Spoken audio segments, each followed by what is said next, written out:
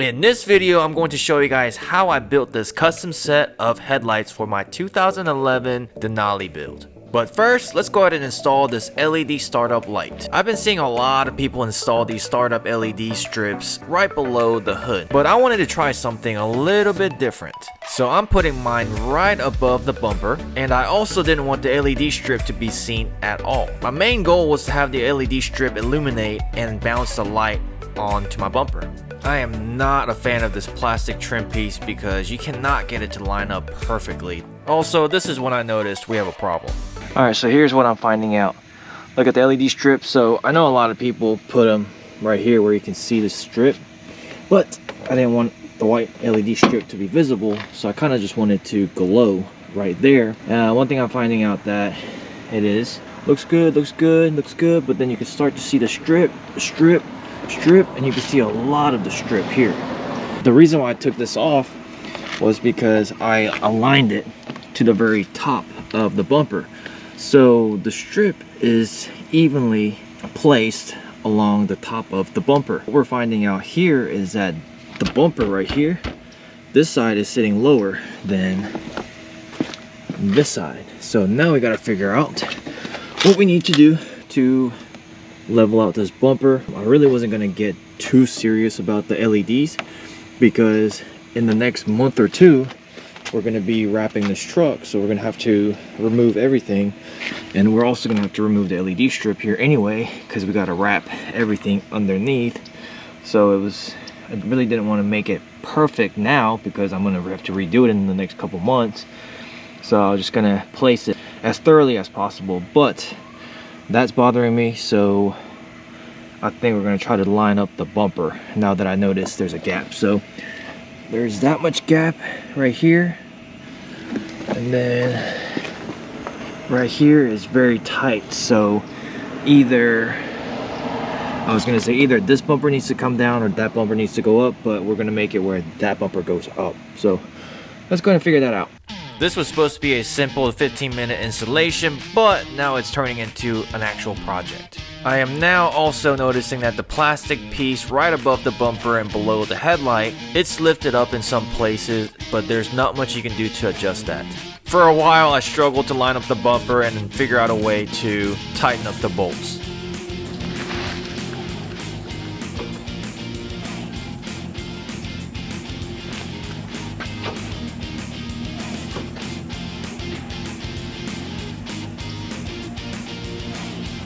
I've seen where the bumper is misaligned from the factory. However, when I purchased that truck, according to the Carfax, about 2 years ago, there was a front end collision on the vehicle that was reported on the Carfax. I'm pretty sure that it has new bumper and definitely new sets of headlights because they are perfect condition for, that's a 2011 model. So I don't believe those are the original OEM headlights. Those are definitely new replacement ones. I guess whoever installed the bumper, like the body shop that took care of the damage, didn't quite align the bumper perfectly. And honestly, by no means the bumper right now is perfect the way it is. It is slightly crooked to the right just a little bit, but that is not something I can adjust by myself at the moment. So as of right now, the LEDs are hidden perfectly underneath the valence. So the LEDs are perfectly lined up with the valence, but the bumper is slightly crooked and pushed in to the right just a little bit. So when we do the wrap on the truck, we'll go ahead and realign the bumper. And if you guys are interested, this is what I ordered from eBay. This is how it comes. So that is it. It's just a LED strip with wires, positive and negative. There's a fuse in here. So it's about 30 bucks on Amazon. However, it kind of gave me an idea. I know a lot of you guys who are watching this video who saw this episode probably wants to install something similar to your vehicle. And the way it comes like this, I personally am not a fan. Yeah, this is just your basic LED that works with every vehicle. So what I plan on doing is I plan on modifying this. I'm going to put a sleeve on here so that way you don't nick the wires, so it'll be protected. And I'm going to make it where it is plug and play. I'm going to add a fuse tap right here and then turn this into kind of plug and play. If you ever needed to disconnect the LEDs or disconnect the power from it, you can always just unhook it right here. So stay tuned. I guess if you guys want this, I will put the link in the description for the eBay or for the Amazon link below. But if you want to buy the modified version that I sell, it will be available pretty soon on JW Motorsports Co. I would say it might be a better option if you want a unit that's already done, ready to go, or if you don't mind modifying it yourself, then go check out the Amazon store and purchase it from there as well.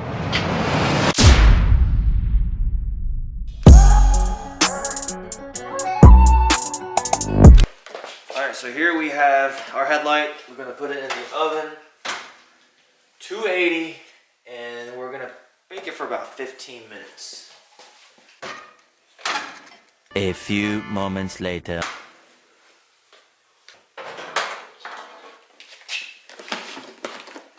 So what I do is I just kind of stick the flathead in there. I just kind of like slide it down.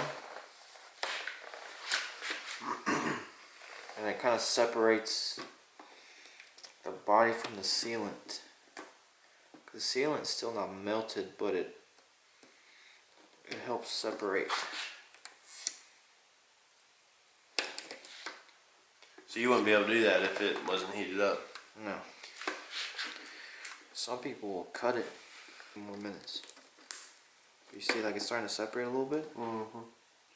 Huge shout out to Phil at Fast Headlights for the advice. He said don't fight the headlight, work on it for about 5 to 10 minutes and then put it back in the oven.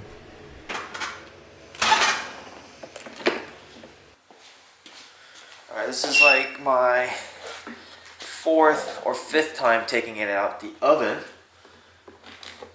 And I'm trying to not butcher the plastic as much this time around, although with that said, it wasn't that bad, but trying to improve my skill on this one. Now that the factory sealant that they use has softened up, I'm simply just trying to separate it from the body of the headlight housing.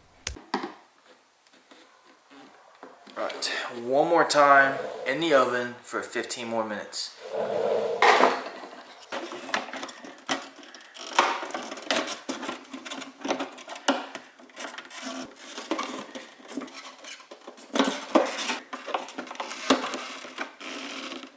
We almost got it. We got it all pried open on this side. Put it back in the oven for about 15 more minutes because this side needs to be melted a little bit more, and then we can pry it open this time. Just like that. How long did it take? About 2 hours? A long time. Because I thought I almost had it when you got here.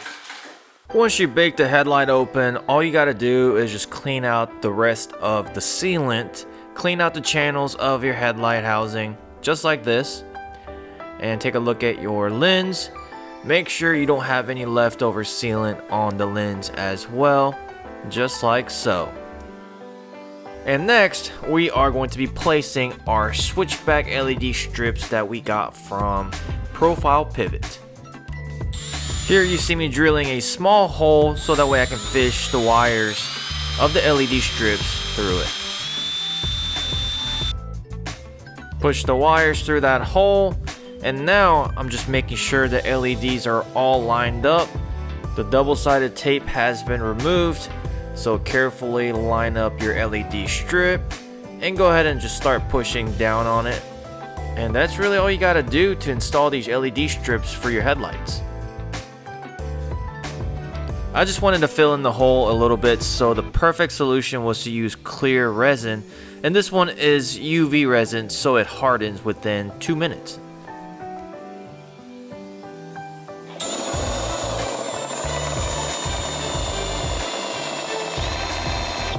Drill out that hole just a little bit so that way your projectors can fit through.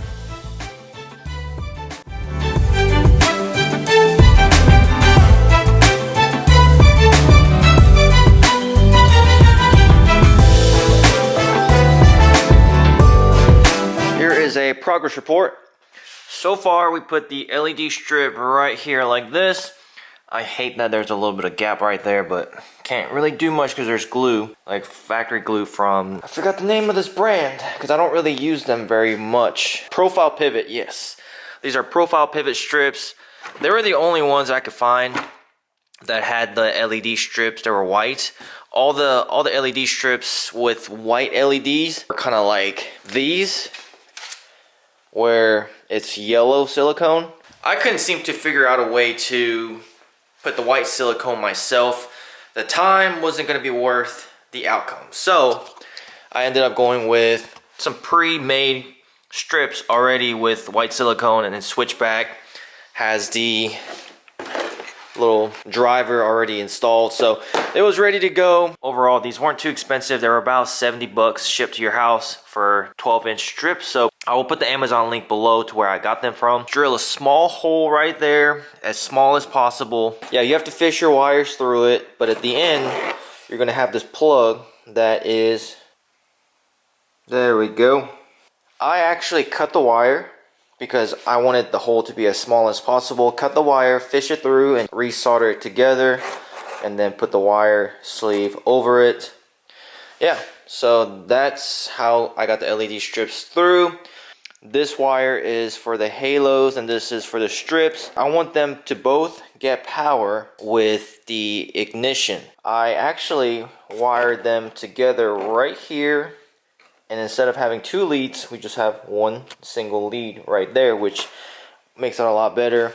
And then this lead right here is for the switchback. So I got to tap it into one of these switchback lights. And oh, that's a bare wire. That is some quality eBay headlight work right there, ladies and gents. Sloppy electrical tape too. I might have to redo some of this. This one's a lot better. Yeah, this one's a lot better. Okay, so this kind of narrowed it down a lot easier. So the next big step for us is, traditionally, this spot right here is going to be the turn signal. So you put factory, it comes with amber, and when you turn, the bulbs here blink a little bit brighter. Well, what I did was I got some white LED bulbs in there, and they're not switchback because I mainly just want to use this as my turn signal, and I want to keep this spot right here as just running lights. So when I'm turning right now, the bulbs here, because I have the white LED bulbs, they flash brighter, and I have a hyper flash. So I don't like that because I think sometimes it kind of confuses people. They think I'm flashing at them, but in reality it's the turn signal. And technically it's not legal to have white LED as your switchback or as your turn signal. So I have the switchback here, and that is going to be my only source of turn signal. And so we got to figure out a way to delete the turn signal. And by looking at this two lead coming from here, this is your daytime running lights as well. That's right here. Oh, this is your, yeah, this is like your DRL, and it lights up this section right here. And also reminds me I gotta order some white LED bulbs for that slot right there. Shows that green and gray is power, meaning I would assume gray would be ground. And if we look, the green is power, green, and it splits here and it goes to these two right here as well. Green is probably constant power for the daytime running lights. Brown is most likely your signal that lets the bulbs know that you're turning with the turn signal. I could probably just cut the brown wires like this, just cut it, and there'll be no power going to it. And then the brown wire can get wired straight to my switchback wire that's right here, and then this gets spliced into these two wires, into the green and black for ground. So yeah, that really should be it for this headlight build, but I'll show you guys the finished product. Alright, so now that I've explained the wiring, I know it's going to make a little bit more sense once I start assembling it on the truck. But now that we got all of that done, I'm going to wipe this down one more time. I'm going to put some gloves on and wipe this down completely. And we are finally going to go ahead and put the lens back on The oven is preheated at 280 once again. And I cleaned out the channels. So wherever the previous silicone was, I just scraped it off completely. And all you have to do is buy butyl seal. Bought this from Amazon for about $30, no, not even $30, like $20. A lot of people use Morimoto retro rubber, and essentially it's the same thing. So I'm going to show you guys how I'm going to seal it up, and then we're going to put it in the oven, and we should be done. I already have this headlight done here, and honestly, I think it looks pretty good. I think I did a pretty good job of sealing it. It doesn't look that bad at all. I didn't destroy the plastic completely. And to tell you guys the truth, I have made some custom headlights previously, and I've done probably over 10-15 sets. However, not really proud of any of those headlights that I've made, mainly because the way I sealed them up wasn't as professional as they could have been. Most of the times I just reused the seal that it came with, and I kind of topped it off with some gasket maker. It was never really legit. This is the first time I'm actually like gutting out the channels and using butyl to seal it back up. A lot of the times, those headlights that I've opened up in the past, the housing would be pretty butchered.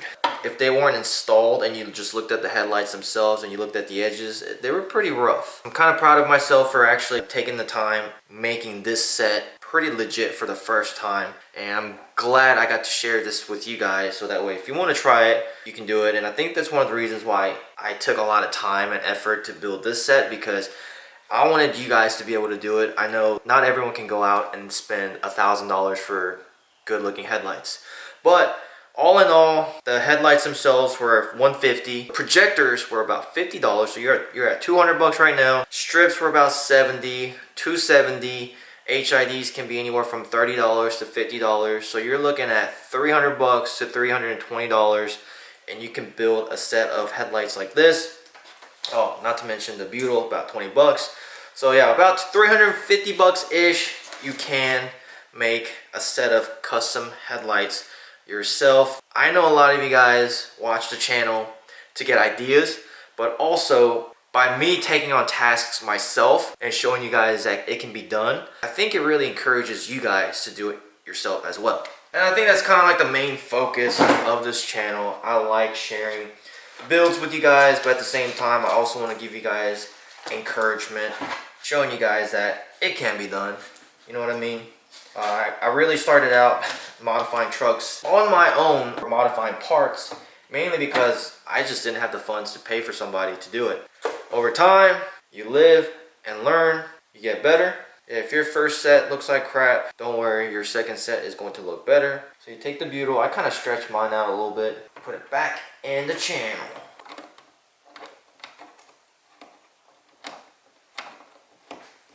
Anybody can drop their vehicles off at a shop, let professionals work on them, and you know, you can have a really good looking truck. But if you follow this channel carefully or closely, and if you have been following for a while, it shows you that a lot of stuff can be done in the garage or in the driveway. I mean, we have literally built a SEMA truck in the driveway, so it can be done. Keep in mind, there's also nothing wrong with paying professionals to get stuff done the correct way. Like, I would not attempt this on, let's say, headlights like my 2020 Duramax, just because that takes a lot more skills and a lot more expensive. We took the headlight out the oven, and obviously baking it for about 5 minutes made the butyl really soft. So all we're doing right now is clamping the headlight down, and it will close, keep the headlights closed. Pretty happy with the way it's turning out. Next thing we're gonna do is some of these plastic tabs, like this one, kinda got butchered, so it's pushed out a little bit like this. I'm gonna get a heat gun, heat this area up, get a flathead screwdriver and just push it up. Cools down, it should stay upright. Here's a quick before and after. A little bit of tape can really clean up the look of this.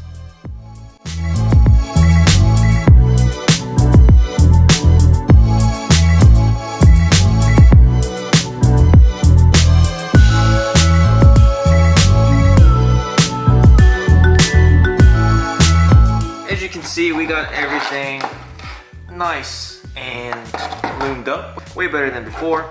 Conclusion that we came up with is that the green wire is your constant power and the gray here is going to be negative. In theory, it tees into one right here, so we're just going to cut this brown wire right there. So this is going to be constant power, so it's going to stay on all the time.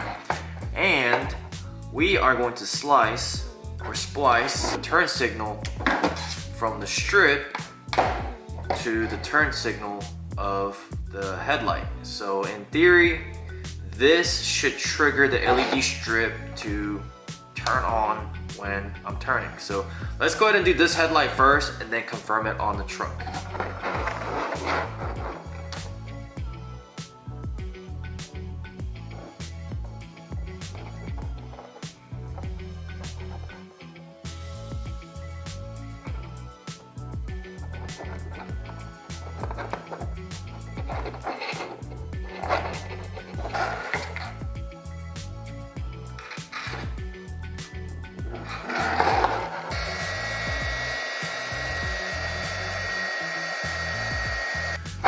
Next, we know that the green is constant power, so we're gonna tap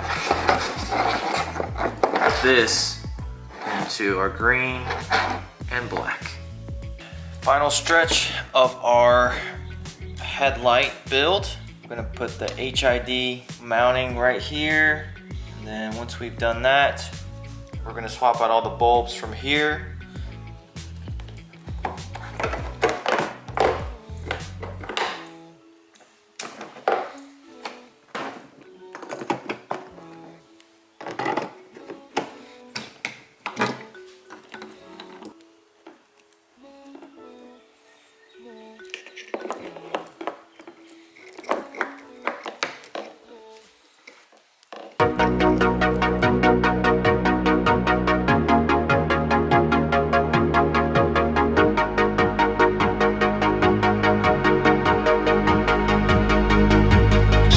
Sweet juice, Minute Maid, summer vibe, that lemonade. Take a sip, blowing purple clouds, taste like lemon haze. Conversations back and forth like damn, we could go on for days. Looking back at it like damn, she bad when she walk away. Here we go, been down this road, they already know. When we go on tour, I'll take you anywhere you wanna go. People talk about us like they understand just what this is. I just wanna give you all you want and then the double it. They all say I'm way too young, maybe I'm just ignorant. I won't find nobody like you on some real shit. Spend a couple hours on the phone, hey, I don't wanna let you go. Alright, so here is my $50 projectors with $50 HIDs. So honestly, for 50 bucks, the cutoff line is not bad at all, and the visibility is pretty good. I guess I'm gonna turn the I'm gonna aim them up a little bit higher because right now they're kind of, in my opinion, they're a little too low. But I guess once I lift the truck, like this would be the perfect height. But one thing I forgot about HIDs is that they take a couple of minutes to warm up. The moment I started the truck and I started driving, I was like, man, this is dim. And then I realized HIDs need a couple minutes to warm up, and now that it's been 2 to 3 minutes, it's gotten a lot brighter. It's not like the LEDs where they're instantly bright. HIDs take time, so you know, it's kind of like give and take for having HIDs.